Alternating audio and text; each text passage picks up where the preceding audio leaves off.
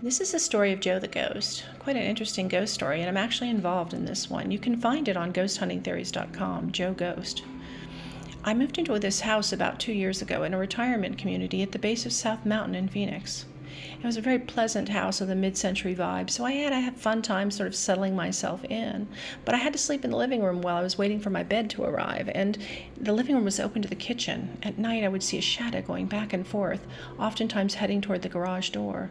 I would hear drawers open and close and cabinets bounce as they were being opened and then let loose. I knew that Joe must still be here, but I didn't feel threatened or anything, just a little startled now and then. And the house is right at the base of the mountains, a very beautiful preserve, actually I think the largest municipal park in America. No roads, no lights or anything up there, although the Phoenix lights were famously above South Mountain some years ago in '97. But sitting in the backyard, I often saw some strange lights that would show up in the middle of the mountain and dance and do all kinds of weird things, and so I was rather enamored with it. In my room, I had a little statuette of an alien, and I would wake up in the morning and oftentimes find it turn around. Somebody had turned it around during the night, and sometimes it would even be on the floor. So apparently somebody did not like aliens. Well, I inquired with a neighbor across the street about this man that used to live here, and she said Joe is a little bit odd. He said he saw lights on the mountain, and he went to investigate them and got abducted by aliens. She said ever since that time he was into crystals and New Age stuff and books about all kinds of weird, unexplained things.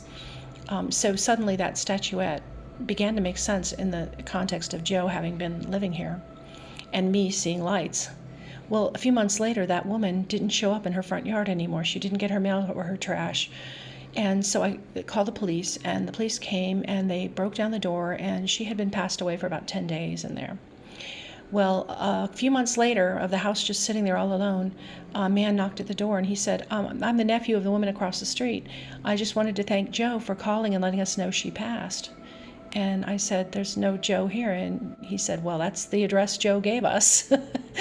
So I'm standing in the grocery line, and I hear a woman go, hey, Sharon, it's me, Sandy. And I turn around, and it looks like the woman from across the street that passed away. And I'm staring at her like I can't believe it. And then she kind of looked at me like she couldn't believe it. And she said, oh, I must have the wrong Sharon.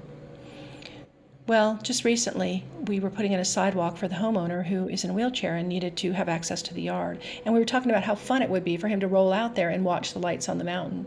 Well, after I had closed the Arcadia door and no one was inside, everyone was outside, the latch managed to pull down and lock the door in place, which is not easy to do. So it was almost as if Joe was saying, don't go look at the lights on the mountain, please. He's here. He's not threatening. But he definitely has a message, and I'll continue to cover that on ghosthuntingtheories.com.